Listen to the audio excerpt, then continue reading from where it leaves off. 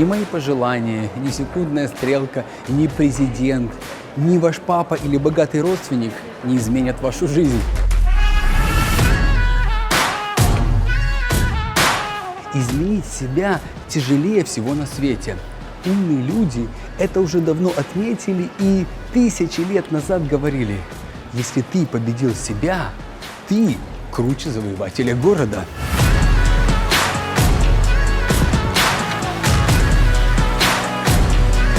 Добра и мира моим дорогим слушателям, вы на канале Антидот.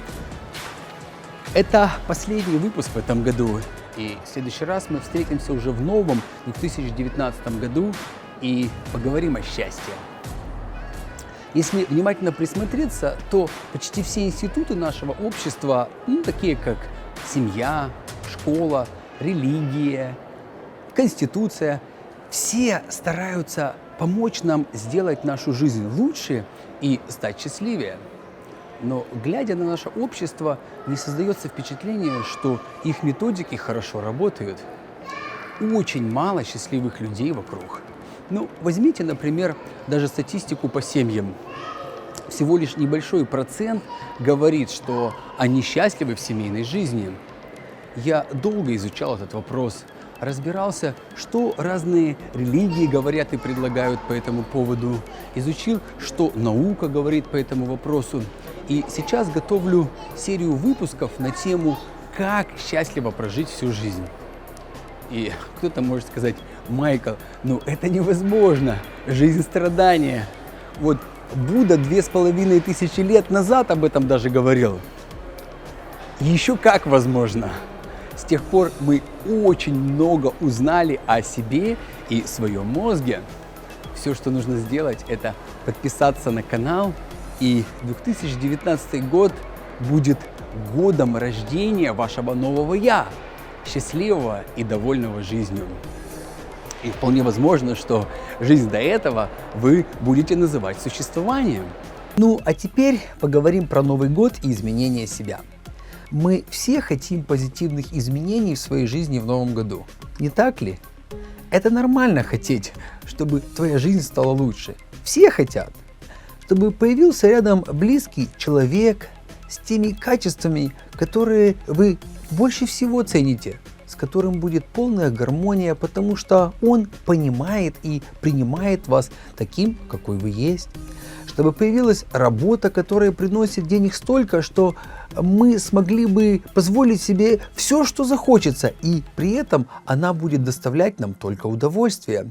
Чтобы общение с нашими детьми, друзьями или родителями приносило нам только позитивные эмоции. Чтобы исчезли те лишние килограммы, которые портят нам настроение, когда мы приближаемся к зеркалу. Чтобы на улице люди стали добрее. Чтобы исчез весь этот мусор и разруха, которая нас окружает. И, конечно же, я всем этого желаю. Все желают друг другу только хорошего на Новый год. Но давайте посмотрим правде в глаза. А какой в этом смысл? Неужели мои пожелания кому-либо что-то изменят в его жизни? Или символическое движение секундной стрелки, определяющей переход в следующий год, может изменить нашу жизнь в позитивную сторону? Ведь все понимают, что нет. Тогда зачем весь этот сыр-бор? Ответ не такой простой, как может показаться. Позвольте мне сказать пару слов об этом, а потом мы вернемся к теме перемен в нашей жизни. Обратите внимание, что это единственный праздник, который объединяет всех людей на планете.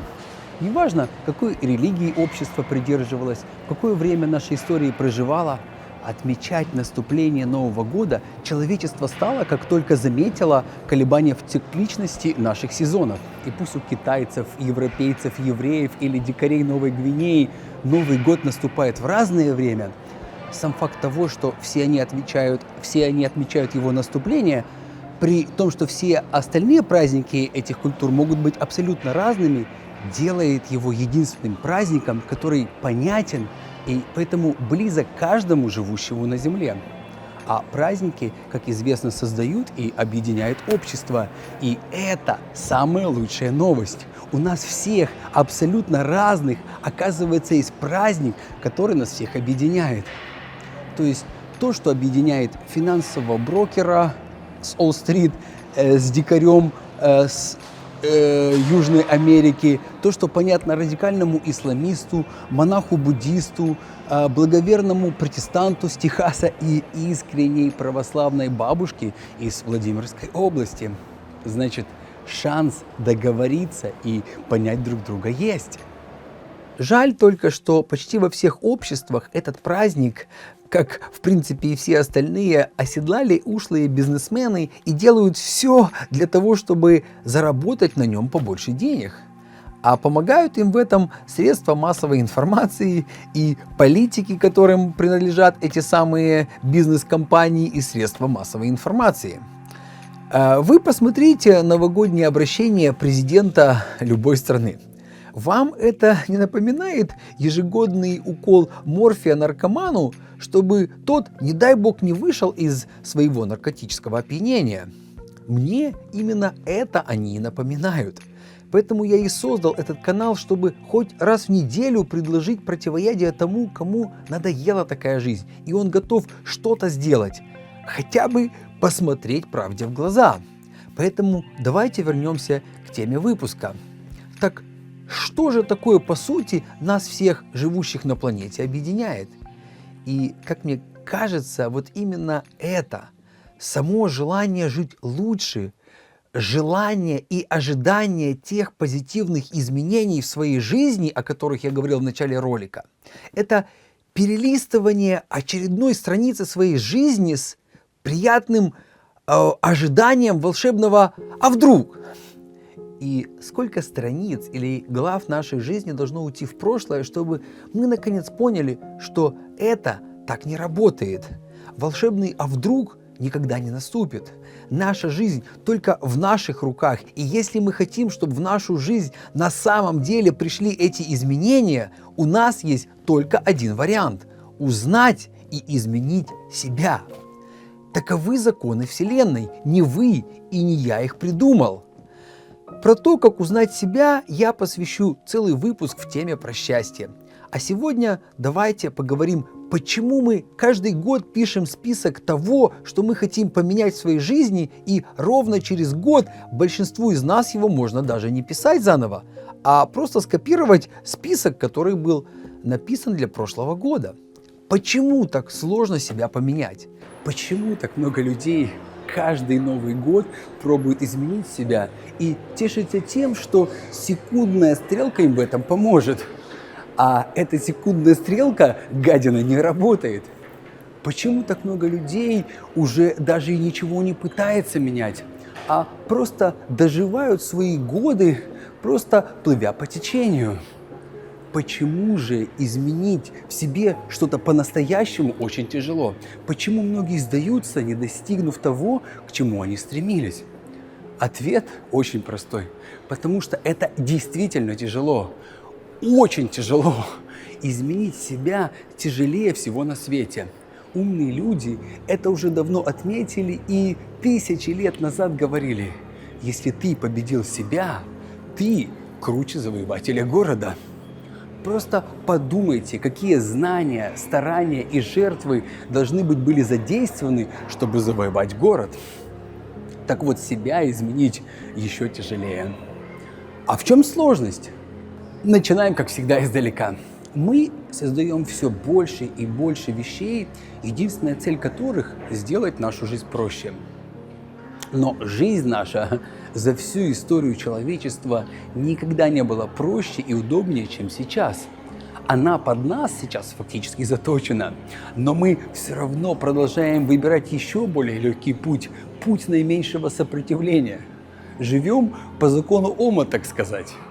И парадокс в том, что жизнь все равно не становится проще. Уровень депрессий, самоубийств, разводов и психических заболеваний растет. Вопрос, почему же так происходит? Условия жизни по всему миру с каждым годом улучшаются, мы живем в лучших условиях, чем жили наши родители, но жить не становится легче. Почему? Об этом тоже будет выпуск в серии про счастье, но сегодня мы говорим про изменение себя. И тут на первый план выступает всем нам знакомая лень. А ведь стоит признать, что наша лень – это унаследованное качество. То есть это такой универсальный баг в нашей программе, который был заложен изначально. Но какое-то время он был очень даже не баг, и благодаря именно ей мы как вид выжили. Давайте разберемся в этом вопросе поподробнее. Наш мозг создавался для одной единственной цели – выжить и оставить потомство в окружающей среде, которая была очень агрессивна. Просто представьте жизнь человечества до изобретения огня. Что они ели? Огня ведь нет. Во что одевались? Как от хищников защищались? Не буду вдаваться в художественные повествования, вы легко можете изучить этот вопрос сами. Да что там говорить про время до изобретения огня. Просто представьте себе жизнь людей каких-нибудь 200 лет назад, и вы поймете, что мир реально изменился. Жизнь стала в сотни раз легче. И теперь представьте жизнь современного городского человека. Это легко, это ваша жизнь. Реальной опасности для жизни на самом деле практически нет. Еда в избытке, потомство оставлено или, может быть, легко оставлено. Все. Программа минимум по выживанию выполнена. Так вот, условия жизни изменились радикально, а именно упростились. А наш мозг принципиально с того времени, когда изобрели огонь, не очень изменился. То есть, если не надо думать, как выжить, то можно перейти в состояние, которое требует минимальной затраты энергии.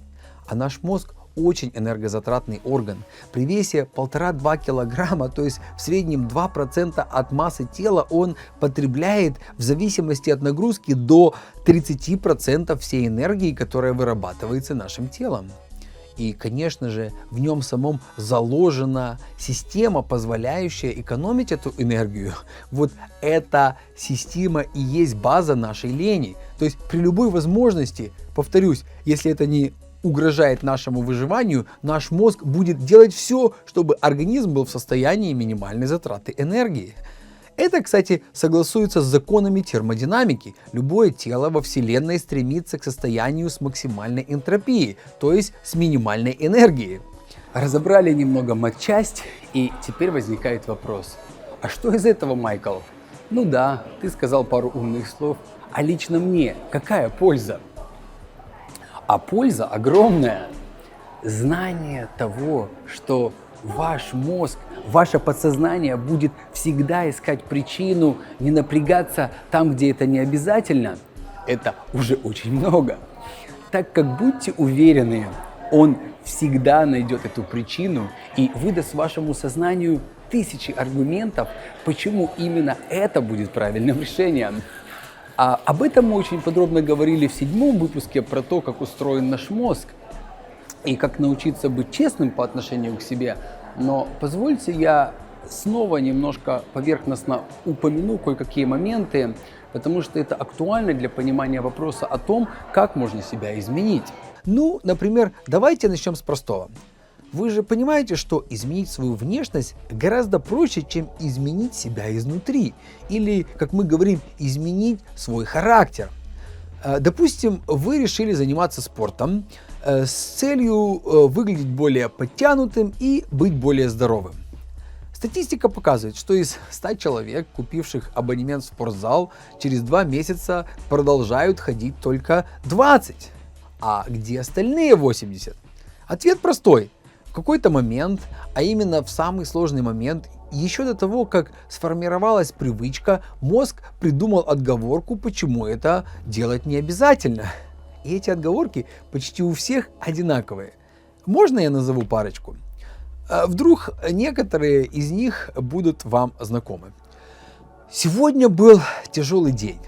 Я устал, поэтому все равно нормально потренироваться не получится, так что давай лучше завтра.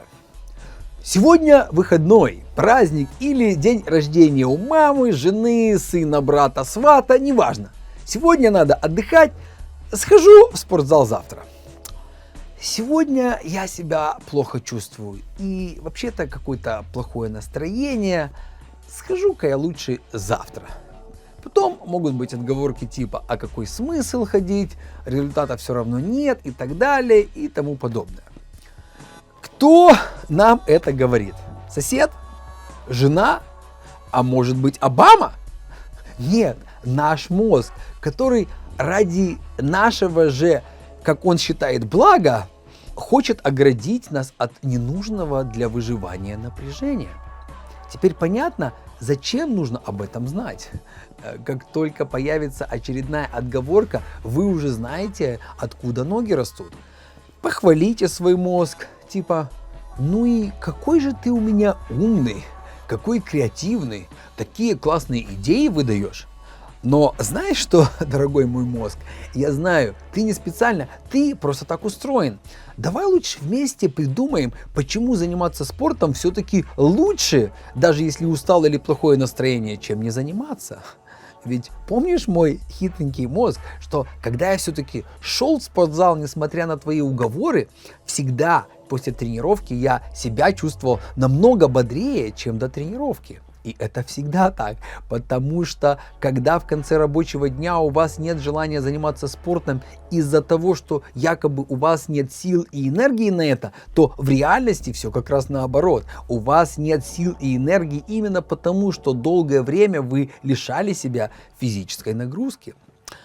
Пример очень может быть и не оригинальный, но он хорош тем, что многие меня поймут, так как почти каждый что-то подобное переживал. Главное понять принцип. Точно так же будет, если вы решите, например, заниматься саморазвитием. Что это такое и с чего начать, я говорил буквально совсем недавно в 14 выпуске. И, как я уже сказал, изменить свое мышление или характер намного тяжелее, чем свою внешность. Читать умные книжки тяжелее, чем смотреть сериалы или играть в доту. Ваш мозг всегда будет вам предлагать причины, почему сегодня можно расслабиться и гулять по полной. Не буду их перечислять. Они могут быть абсолютно разные, но главное, что они будут вам мешать делать то, что вы решили. Поэтому, зная эти особенности нашего организма, организуйте свою жизнь так, чтобы вариантов не было. Если решили тренироваться и не можете сами себя заставить, найдите партнера и мотивируйте друг друга. Если решили заниматься саморазвитием и изменить свое мышление, тоже ищите партнера или того, кто уже прошел дальше по этому пути. Не верьте своему сознанию, оно слабо и ничего не контролирует. Организуйте свою жизнь так, чтобы не было вариантов. Очистите свой телефон или компьютер от всех программ, которые убивают ваше время и засоряют ваше сознание.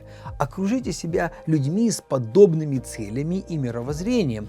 Избегайте бесполезных тусовок, где собираются люди, единственная цель которых – показать себя и отравить свой мозг тем или иным наркотиком, чтобы было не так грустно смотреть на реализацию этих своих примитивных инстинктов.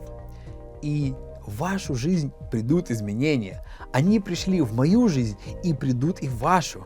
И если вам нужны ответы на конкретные вопросы, вы можете мне написать личное сообщение в любой из социальных сетей. Я с удовольствием постараюсь вам помочь. И самое главное, мне бы хотелось, чтобы вы поняли, что ни мои пожелания, ни секундная стрелка, ни президент, ни ваш папа или богатый родственник не изменят вашу жизнь. У них своя жизнь. Позвольте им бороться со своими проблемами. Уж поверьте, они у них тоже есть. И только вы сами способны изменить свою жизнь, изменив себя. И как это сделать, конечно же, мы будем говорить на этом канале. И если вам понравилось это видео, или вы знаете человека, кому оно может быть полезно, вы знаете, что нужно делать. Распространяйте полезную информацию, несите позитив в этот мир.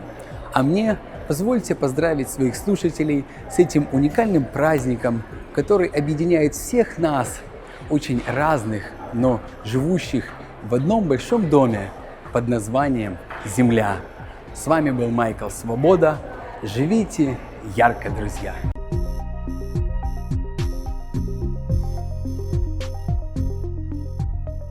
Всем привет! Меня зовут Агнеса. Вот и пришла пора подвести итоги конкурсов, которые мы объявляли в 10, 11, 12 и 13 выпусках. И у меня две новости.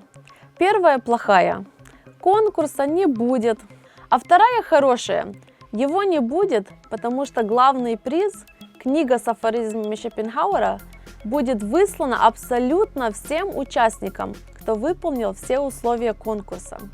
Такое решение было принято, потому что среди людей, кто смотрит наш канал, нашелся добрый человек, который дал такую идею и захотел стать ее спонсором, чтобы вдохновить каждого, кто готов распространять полезную информацию. Итак, вот список электронных адресов, на которые мы вышлем ответное письмо с уведомлением о том, что вы можете получить подарочную книгу, если пришлете физический адрес, на который мы бы смогли ее для вас заказать.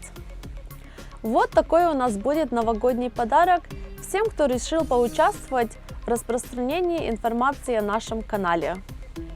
А всем остальным желаю счастья, здоровья и много любви. Оставайтесь с нами.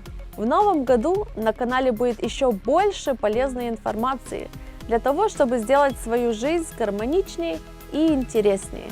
До встречи в новом году!